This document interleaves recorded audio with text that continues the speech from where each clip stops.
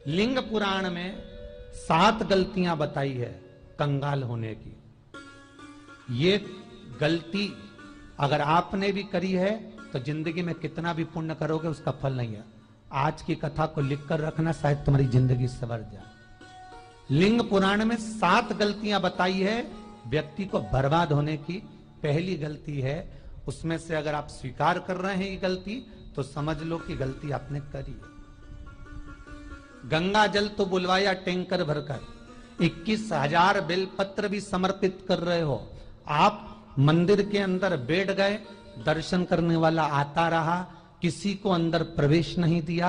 आप गंगा जल चढ़ाते रहे, आप बेलपत्र चढ़ाते रहे, आप स्वयं पूजन करते रहे, और दूसरा व्यक्ति ना जाने किस भाव से, किस रूप में आकर भगवान की सेवा करना चाहता था।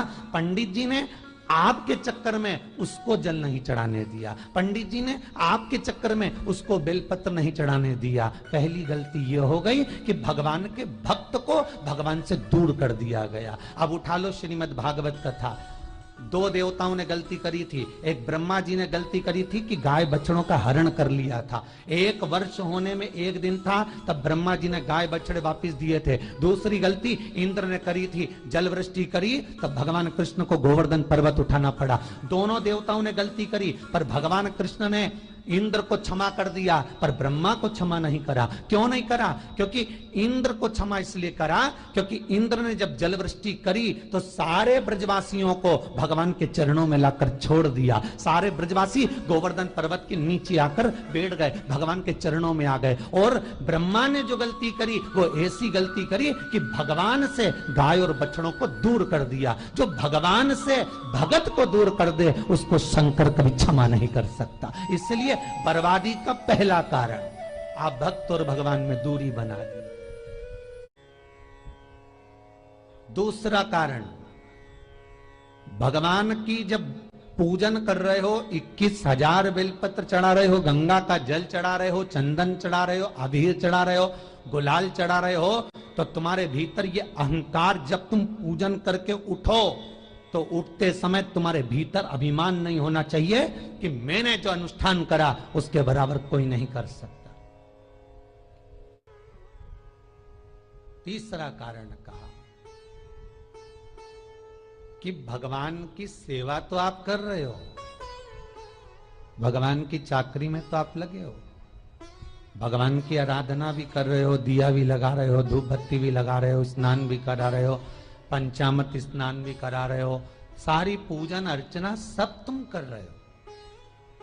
पर हो सकता है इस पूजन अर्चना में आप केवल 3 घंटा पूजन करते हो और बाकी के समय किसी न किसी की जीवात्मा को दुख पहुंचा रहे हो। एक कथा में एक बात कही थी कि भले मंदिर में दिया मत लगाओ, भले मंदिर में जाकर धूप बत्ती मत जलाओ, भले मंदिर में जाकर भोग मत लगाओ, भले मंदिर में जाकर जल मत चढ़ाओ, कुछ मत करो, भले भगवान को नए कपड़े मत पहनाओ, भले तुम्हारी मर्जी पड़े भगवान को भोग मत लगाओ, पर शास्त्र कहता है कुछ मत करो, पर एक काम जरूर करना कि किसी के चेहरे पर प्रसन्नता ला देना तो मंदिर में दिया जलाने के बराबर होगा। किसी के चेहरे पर चमक ला देना, प्रसन्नता ला देना तो अगरबत्ती लगाने के बराबर होगा। किसी गरीबड़े के, किसी दुखी के चेहरे पर अगर तुमने प्रसन्नता ला दी तो वो भगवान को कपड़े पहनाने के बराबर होगा। मालूम पड़े तुम मंदिर में पूरी सब्जी बांटो, मंदिर में भोजन कराओ, मंदिर में सारा पकवान चढ़ाओ, और कोई तुम्हारे कारण अगर दुखी है तो तुम्हें वो सुख का भान नहीं हो सकता। तीसरा कारण है हमारा, वो सुख नहीं पी सकता। चौथा कारण है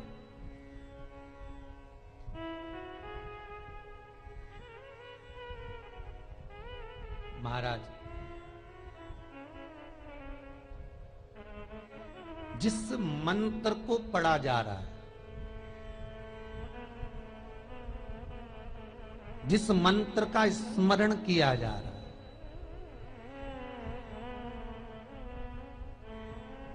जिस भगवान की माला को हम जप रहे हैं, हम पाठ कर रहे हैं, उसमें त्रुटि उठा लीजिए दुर्गा सप्तशती। दुर्गा सप्तशती का हिंदी अनुवाद में एक थोड़ा सा दृष्टांत दिया है, आपको मालूम होगा।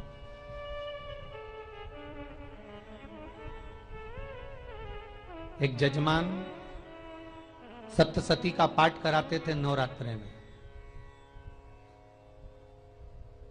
नवरात्रे पूरे होते थे और उनकी पत्नी मर जाती थी। सप्तशती के अंदर लिखा है, बहुत ध्यान से सुनिएगा। दुर्गा सप्तशती का पाठ कराते थे और पत्नी नवरात्रे के बाद 4 महीना 3 महीने के बाद मर जाती थी। बहुत दुखी था सेठ। एक शादी करी, दूसरी करी, तीसरी करी, चौथी करी, चौथी पत्नी भी मर गई। बहुत दुख हुआ। आज वो गुरुजी के पास चले गया, गुरुदेव, गुरुजी, गुरुदेव, गुरुदेव। गुरुजी बोले क्या हो गया? सेठ जी बहुत दिनों के बाद आ रहे हो, क्या बात है गुरुदेव? मेरे को एक बात समझ में नहीं आती कि मैं नवरात्रे में सप्तशती का पाठ कराता हूं, देवी जी का यज्ञ करवाता हूं, माता रानी को चूनर पहनाता हूं, उनको सुंदर बिछुड़ी, पायल, चुनड़ी सब पहनाता हूं, कन्याओं का भोजन करवाता हूं, भंडारा करवाता हूं, जवारे बोता हूं, अखंड ज्योत लगाता हूं, पर नवरात्रि जैसी पूरी होती है उसके 2 महीने 3 महीने बाद मेरी पत्नी क्यों मर जाती है? 4 पत्नियां मेरी मर चुकी हैं, 5वीं मैंने शादी करी है। गुरुदेव आप कृपा करिएगा, कुछ तो बता दीजिए, कुछ करुणा कर दीजिए। गुरुजी बोले जब तू सब कुछ अच्छा कर रहा है, जोत भी जला रहा है, कन्या भोज भी करा रहा है, चुनड़ी भी चढ़ा रहा है, भंडारा भी कर रहा है, जोत भी लगा रहा है, जवारे भी बो रहा है, माता रानी की सेवा भी कर रहा है, अखंड रात्रि व्रत कर रहा है, सब कुछ तूने करा, यज्ञ भी करा, फिर तेरी पत्नी क्यों मर सकती है? ऐसा हो ही नहीं सकता। नहीं गुरुदेव, मेरी 5वीं शादी है गुरुदेव, अब की बार आप कृपा करिए। गुरुजी ने कहा तेरे पंडित जी को अनुष्ठान पर बुला, मैं कमरे में बैठकर सुनूंगा सप्तशती का पाठ, तब मैं ध्यान करूंगा। गुरुजी अंदर के कमरे में जाकर बैठ गए, ब्राह्मण पाठ करना प्रारंभ करा और ब्राह्मण ने पाठ करना प्रारंभ करा। उसमें एक शब्द आ गया, भार्यन्तु भक्षन्तु, भार्यन्तु भक्षन्तु। उसमें बोलना था भय पीड़ा को, हे जगत जननी तू भक्षण कर जा, पर ब्राह्मण बोलता था भार्यन्तु भक्षन्तु, मेरी पत्नी को, मेरी भार्या को तू भक्षण कर दे। पंडित जी जैसे ही बोले, गुरुजी बाहर निकल कर आ गए। पंडित जी को रोका, रुकिए गुरुदेव, आप हर साल अनुष्ठान कर रहे हो जजमान के यहाँ और बोल देते हो भार्यन्तु भक्षन्तु, हे देवी तू मेरी पत्नी को खा जा, तो माँ हर बार उस पत्नी को निगल जाती है। निवेदन है, शब्द सुधार लीजिए, शब्द ठीक है। चौथा कारण है कि आप जो पाठ कर रहे हो, आप जो पूजन कर रहे हो, आप जो अनुष्ठान कर रहे हो, उसमें कुछ ना कुछ गलती जरूर हो रही है। ये चौथा कारण है।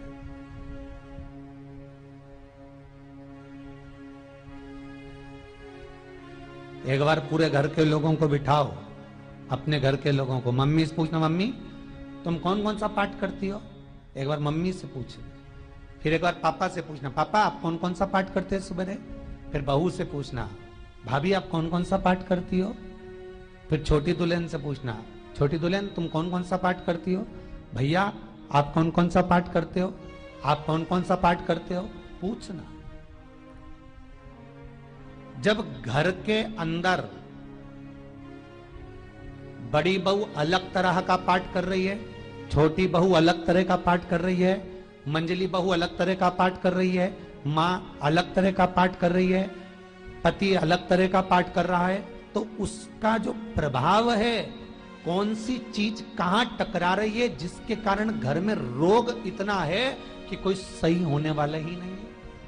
अब तुम कहो कि सीवर वाले गुरुजी ने उपाय बताया, हमने बहुत करा, पर सही क्यों? तो सही क्यों नहीं हो रहा है? उसका कारण है या तो बड़ी बहू जो पाठ कर रही, या सास जो पाठ कर रही, या पति जो पाठ कर रहा है, नाते जो भी उस घर के अंदर रहकर जो पाठ अर्चना कर रहा है, उसमें जरूर कुछ ना कुछ ऐसा हो रहा है जिसके कारण वो काम नहीं कर पा रहे। उसमें कुछ ना कुछ गलती हो रही है जिसको तुम समझ नहीं पा रहे, जिसको तुम अपने आप को बहुत विचार करते हो कि मेरे बराबर कोई नहीं कर सकता, मैं शंकर की भगत, मैं राम की भगत, मैं कृष्ण की भगत, मैं जो करती हूँ बहुत अच्छा करती हूँ, मैंने जो किया बहुत अच्छा करा। पर हो सकता है उसी कारण आपको दुख झेलना पड़ रहा।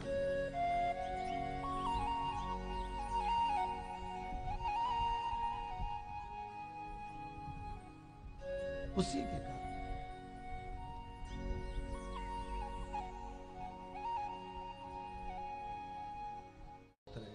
महाराज, हमने जो दान किया, हमने जो पुण्य किया, हमने जो सत्कर्म किया, वो किस जगह पर लगा? पांचवा सूत्र,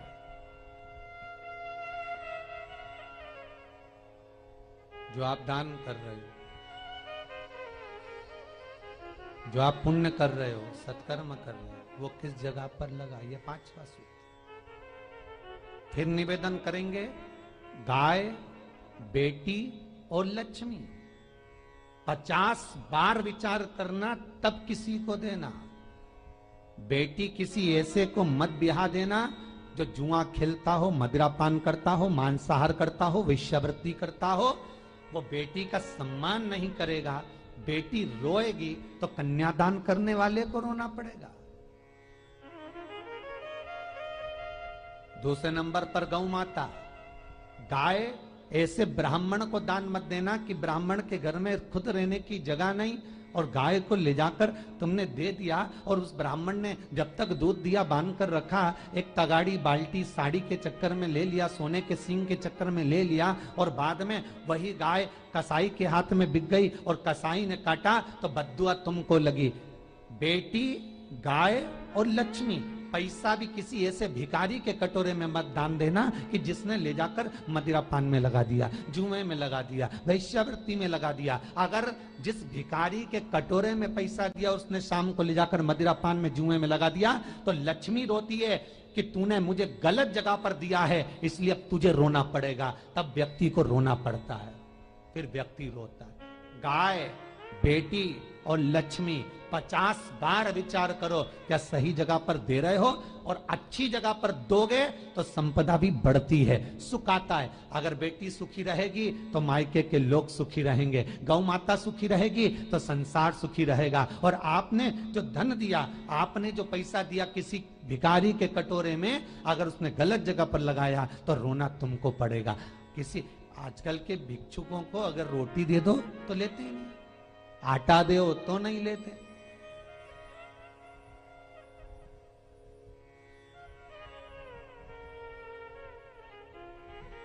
पहले के समय में जो भिक्षुक आते थे ना, तो रोटी बनी हुई मांगते थे।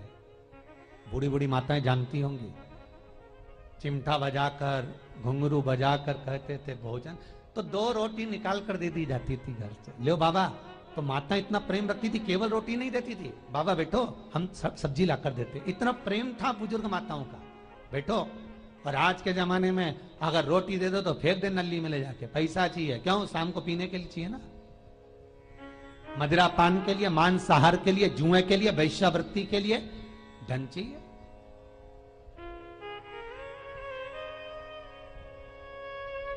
भोपाल के और इंदौर के, इंदौर का राजवाड़ा चौराया और भोपाल का लाल घाटी चौराया, इन दोनों चौराहे पर इतने से बच्चे लोग भीख मांगते हैं और उनकी माताएं और उनके पिता रोड के किनारे पर चिलम लगाते बैठे रहते हैं, पांव लंबे करके पड़े हैं और ये कमा कमा के उनको दे रहे हैं। और धन्य हैं ऐसे लोग जो उनको दान भी दे देते हैं। जिसको जरूरत है उस तक कुछ नहीं पहुंचता। अभी भी 4-6 महीने लॉकडाउन चला, जिसको जरूरत थी एक रोटी की उस तक कुछ नहीं पहुंचा, और जिसके पास में पहले से भरा हुआ था उसने और ले जाके भर लिया। जिसको जरूरत थी उस तक नहीं पहुंचा। अभी ठंड आ रही है, बहुत सारी संस्थाएं कंबल बांटेगी, रेलवे स्टेशन पे लोगों को कम्बल उड़ा रहे हैं, कोई सो रहा है जमीन पर उसको कम्बल उड़ा रहा है, बस स्टैंड पे चले गए कोई रोड पे सो रहा है कम्बल उड़ा रहा है, तो इतना बड़ा नाम चलेगा कि उनने कम्बल उड़ाए, कम्बल उड़ाए, कम्बल उड़ाए। और वो कम्बल जिसको उड़ाया वो दूसरे दिन जाकर कपड़े की दुकान पर बेच के आ गया, 200 रुपए लिया है, रात को पीकर फिर सो गया, क्योंकि फिर कहीं कहाँ आएगा, फिर उड़ा के चले जाएगा, क्योंकि इन्होंने तो ये करके रखा है कि नाम कमाना है तो कम्बल उड़ाए जाओ। जिसको जरूरत है वहां तक सामान नहीं पहुंचता भाई, जिसको जरूरत है वहां तक सामग्री नहीं पहुंचती भाई। आपने दिया और उन्होंने ले जाकर बेच दिया, और फिर सोचते हो कि मैंने तो पुण्य करा है। कई लोग कहते हैं मैंने दान करा, मेरे को इतना फल मिलेगा। काहे का दान करा? ऊपर तो जा, यमराज के डंडे पड़ेंगे।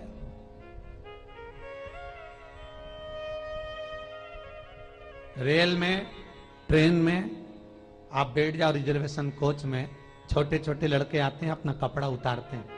सही बोलना रे भाई, जितने लोग टीवी पर कथा सुन रहे हो, छोटे छोटे बच्चे अपना कपड़ा उतारेंगे और पोछा लगाएंगे रेल की बोगी में। जब गवर्नमेंट ने स्वीपर रख रखे हैं तो तुम्हें अंदर आने का किसने कहा? कौन ने कहा कि तुम अपना कपड़ा उतार के पोछा लगाओ? और वो अपने शरीर का कपड़ा उतार कर पोछा लगाता है, आपके आगे हाथ फैलाता है, आप एक एक 2-2 रुपए दे देते हो। वो अगले स्टेशन पर उतरता है, कोई सूंघने की सामग्री लेता है, सूंघ सूंघ के वो बर्बाद हो जाता है और कहीं कूद कर मर जाता है। उसके मरने में 1 रुपया तुम्हारा भी लगा है, इसलिए नरक तुमको भी भोगना पड़ेगा, क्योंकि उसके मरने में तुमने हेल्प करी है।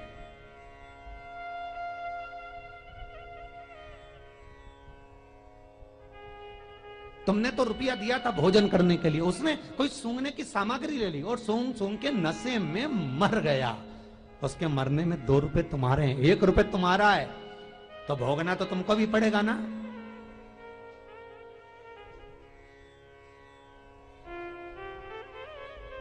कई अच्छी जगह लगाओ, सत्कर्म की ओर लगाओ, तो सुख का आनंद कुछ और ही होगा,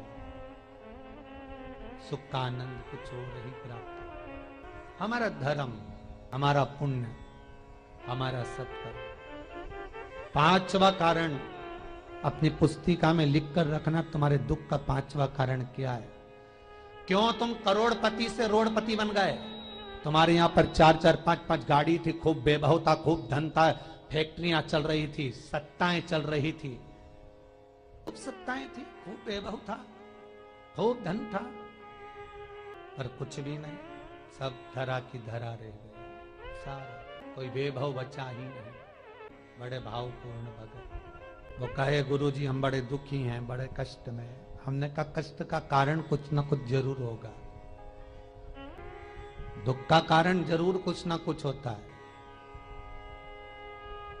कहने लगे गुरुजी हमारी तो जीनिंग चलती थी, खूब फैक्ट्रियां चलती थी, इतना जीनिंग फैक्ट्रियां थी, इतना चलता था,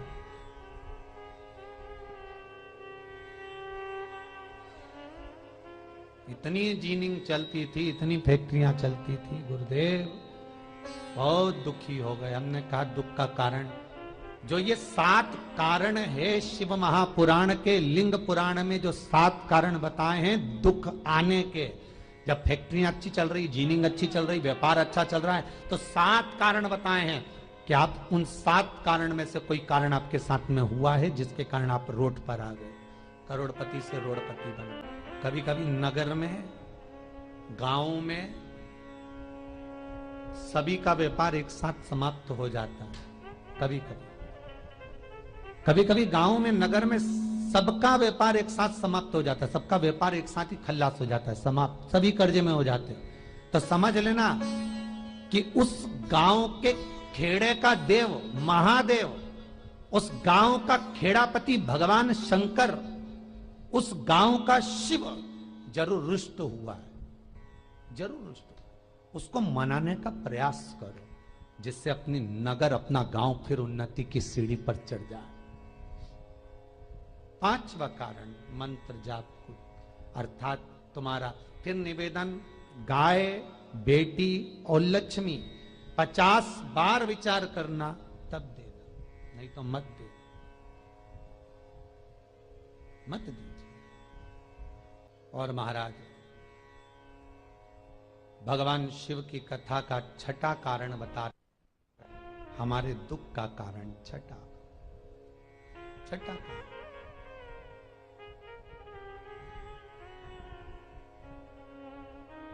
आदर सम्मान में कमी। घर के जो बड़े हैं, घर के जो बुजुर्ग हैं, घर के जो आदरणीय हैं, उनका सम्मान नहीं कर पाए। सुंदर कहा, जिस घर में माँ बाप की इज्जत नहीं होती, उस घर में देखना कभी बरकत नहीं होती।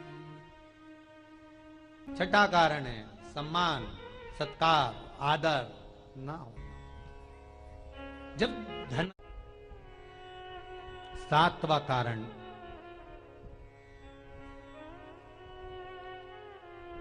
ये अंतिम कारण है। जितने लोग कर्जे में, लदालू में, जितने लोग दुखी हैं, जितने लोग तकलीफ में, आज की कथा को बहुत दिल से सुनना, अपनी गलती को जरूर छांटना। मुझे विश्वास है मेरा भोलेनाथ, आप अगर गलती को स्वीकार कर लोगे तो शंकर वापिस आपको करोड़पति बना देगा, लखपति बना देगा। शंकर आपके भंडार फिर भर देगा। 7 कारण में से अपनी गलती को जरूर छांटना। साहब की आपने गलती कौन सी करी, और अपनी गलती को छांट ले, यही सबसे बड़ी बात है ना। लोग सुनने के बाद भी नहीं छाटेंगे।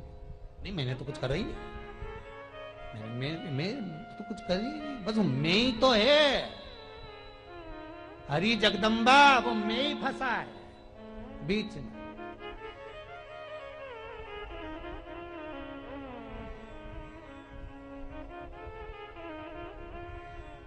सातवां कारण, महाराज, किसी का बेकार धन हमारे घर में आ जाए। एक कथा बहुत सुंदर है। एक गांव में एक व्यक्ति रहता था, खूब अच्छी कमाई करता था। पत्नी ने कहा, तुम्हारे पास कमाई अच्छी हो रही है तो ये पैसा तो कोई चुरा के ले गया तो पति बोला, क्या करना चाहिए? तो एक काम करता हूं, बाजार से कोड़ियां खरीद लेता हूं। कोड़ियां जानते हो, वो ऐसे बच्चे लोग खेलते हैं, कोड़ी खरीद लाता हूं। अब गांव का व्यक्ति रोज कोड़ियां खरीद के लाए। उनके यहाँ बोरे पे बोरे भरा गए, बारदान पर बारदान भरा गए, पूरा कमरा कोड़ियों से भरा गया। एक दिन राजा बीमार पड़ गया। राजा बीमार पड़ा तो राजा को वेदों ने, डॉक्टरों ने कह दिया, इसका एक ही इलाज है, कोड़ियां लाई जाए, कोड़ियों को जलाकर राख बनाई जाए, वो राख राजा के शरीर पर मली जाए। राजा के शरीर पर जब राख को मलेंगे तो राजा ठीक हो जाएगा। राजा ने अपने दूतों से कहा, जाओ नगर में कोड़ियां देखो। राजभवन में देखा तो कोड़ी नहीं थी, बाजार में देखा तो कोड़ी नहीं थी, सारा मार्केट घूम लिया, चारों तरफ के राज्य देख लिया, कोड़ी नहीं मिली। राजा ने दूतों से पूछा, बात क्या है? दूतों ने बाजार वालों से पूछा, भैया कोड़ियां क्यों नहीं है? तो बाजार के व्यापारी बोले, महाराज सुबेरे सुबेरे एक गांव का व्यक्ति आता है, सारी कोड़ियां खरीद कर ले जाता। सारी कोड़ियां? हाँ। उसका पता दो। दुकान वालों ने पता दिया, वो वहां पहुंच गया, उसको डराया। राजा के दूतों ने, तेरे पास कोड़ियां हैं? हाँ, पर मैंने अपने पैसे से खरीदी है, फ्री की नहीं है, खूब खर्चा कर कर मैंने कोड़ियां जोड़ी हैं। राजा बीमार पड़ा है, कोड़ियां ला के दे। उसने मना करा, दूतों ने डराया, ठीक है लो। उन्होंने बारदान खोल लिया, झोला खोल लिया, बैग खोल लिया। राजा के दूतों ने बैग खोला। वो गांव का व्यक्ति एक थाली में कोड़ियां लाता, उस पर हाथ फेरता और झोले में डालता जाता, फिर भर कर लाता, फिर हाथ फेरता, फिर झोले में डालता। राजा के दूतों ने कहा, एक बार में पूरा बारदान उठाकर क्यों नहीं दे देता? ये बार बार हाथ क्यों फेर रहा है?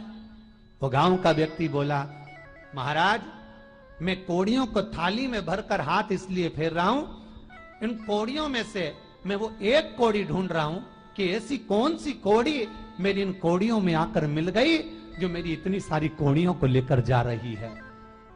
बस वो चरित्र याद करना कि एक कोड़ी हमारे घर में कोई ऐसी आ जाती है जो सारी रखी हुई कोड़ी को लेकर चली जाती है। और जिंदगी में, घर में धर्म की, पुण्य की, सत्कर्म की एक कोड़ी ऐसी आ जाती है जो शिव महापुराण की कथा करवा देती है। वो कोड़ी को ढूंढना कि वो कोड़ी कौन सी है।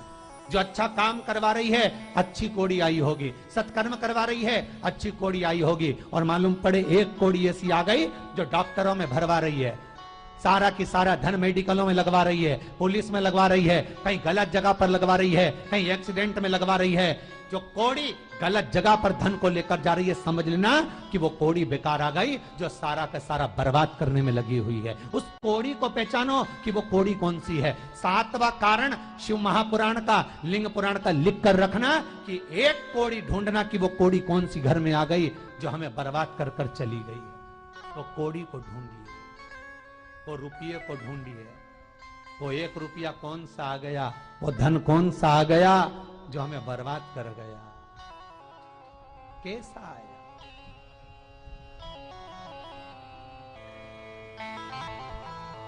धन कौन सा आ गया ऐसा जो हमें बर्बाद कर दे।